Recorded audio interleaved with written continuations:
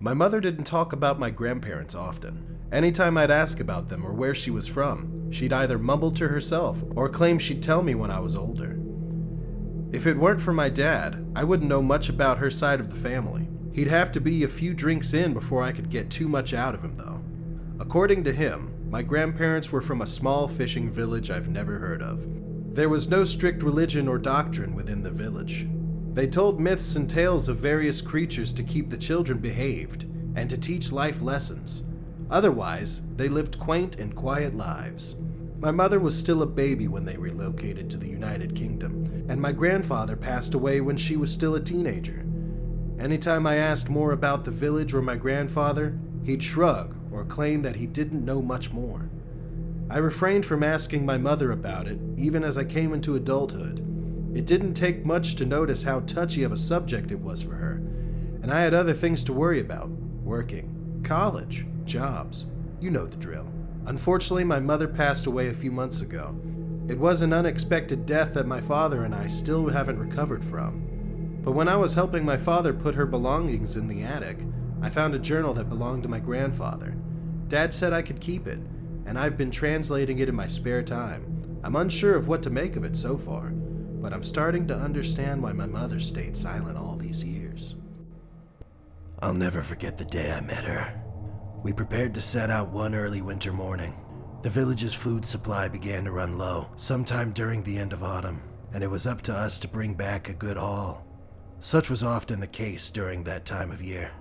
Our chief began referring to it as a seasonal hunt, giving a title to our plight. Our voyage began at a time before the sun dared to rise. It was frigid, dry, dark. Despite the discomfort, we sailed forth without worry. None were strangers to the local river, nor the fickleness of the ocean. The only one among us considered green happened to be Chief's youngest, Thomas, but even he had a natural talent for navigating the waters.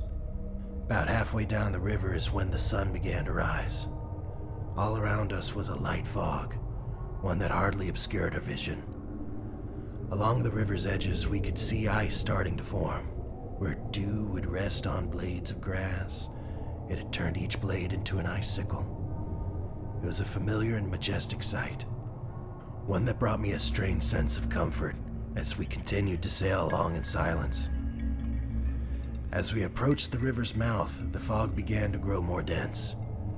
We'd expected it to fade as the sun continued to rise, but we couldn't let a little fog slow us down. I remember sharpening my harpoon as we headed deeper into the ocean, while most were setting up the nets and lines for rainettas and snappers. It was up to the chief and I to hunt the sharks. "Mateo, let's hope we find the big ones this year, eh?" I called out as I approached the bow of our dugout canoe. "It's Chief outside of my home, Santiago." He spoke stern, but looked over his shoulder and passed a wink with his scarred-over eye. The man was like a brother to me. We'd known each other our whole lives, and even had matching scars from one of our earlier hunts. So it was often that I slipped up and called him by name, as opposed to his earned title. Several hours passed, and the others had raked in a pretty hefty haul, but Mateo, Thomas, and I didn't have a single fish nor shark to our name. It was strange. We'd bled out a few of the fish, sailed to the typical hunting grounds, and not a single one arrived. What was even stranger was the amount of fish that seemed to be piling up in the nets. Despite Thomas growing bored and impatient, we couldn't complain. There was more than enough to feed our people and trade with the local villages. "Think you can navigate this fog, Chief?" I said in a mocking tone. "Pah! What do you take me for? I could usher us back home even if I lost my other eye." As we began to sail back, the fog continued to grow more dense. "Stay close to my boat, you hear?" Mateo called out to the other fishermen. While we began to sail no more than a few feet apart from each other, I could understand his reason for such. The fog began to grow so dense that it was hard to see more than a few inches past my face. It had grown much colder, feeling as if our lungs would freeze with every breath. "The sun hasn't even set. What in the Mapu is going on?" I mumbled, to none other than myself. I moved to sit at the boat's stern, leaving Mateo and Thomas near the bow.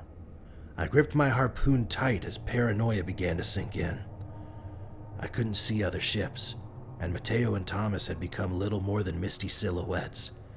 "Keep moving forward. It won't be long before we reach the river's mouth." Mateo's words were cut short. His voice, the ocean's waves, and the other fishermen were all silenced. All I could hear is something I can only describe as beautiful. It was a song unlike any other. Chill bumps ran along my flesh as I became overwhelmed by raw euphoria. Rapturous delight had encompassed my soul. For but a moment, my burdens became insignificant. My worries and my cares had all become little nothings, and all I desired was more of that beguiling tune. I felt myself pulled towards it, like a ship in a whirlpool. "San!" I heard my name called. I felt my shoulders gripped, yet my attention remained upon that tempting voice. "Santiago!" It was clear this time, but my mind remained affixed to the mesmerizing tune. "Santiago!" A hard strike across the face freed me from my stupor. I heard my name. I felt my cheeks stinging, but it took me a moment to gather my surroundings. As my disorientation faded, I locked eyes with Mateo, who stood no more than a foot away from me. "Snap out of it, damn it!" he screamed, and I jumped to my feet, looking around with a fervent grip on my harpoon. My breathing grew unstable, my legs were shaking, my heart was pounding, and my ears were ringing. I couldn't see anything beyond the fog. That bewitching tune continued to play, both enchanting and haunting me. "Mateo, what the hell is going on?" I could hardly stammer out a question, but he looked me dead in the eyes and spoke calm and clear. "You didn't think the village's tales were all stories to keep the children behaved, did you? That's the Siren's call, and we can only hope the others haven't sailed to their watery graves."